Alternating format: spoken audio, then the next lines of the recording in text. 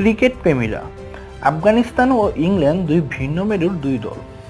একদিকে বিশ্ব ক্রিকেটের অন্যতম শক্তিশালী ইংল্যান্ড, অপরদিকে উদীয়মান আফগানিস্তান। কিন্তু কিভাবে গড়ে উঠল এই প্রতিদ্বন্দ্বিতা, আসুন জেনে নেই এর ইতিহাস।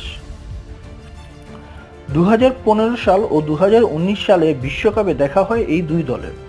আফগানিস্তানের নবী রশিদরা অসাধারণ স্পিন বোলিংয়ে ইংল্যান্ডের ব্যাটসম্যানদের বিপাকে ফেলে। শেষ কয়েক বছরে আফগানিস্তান আরও শক্তিশালী হয়েছে।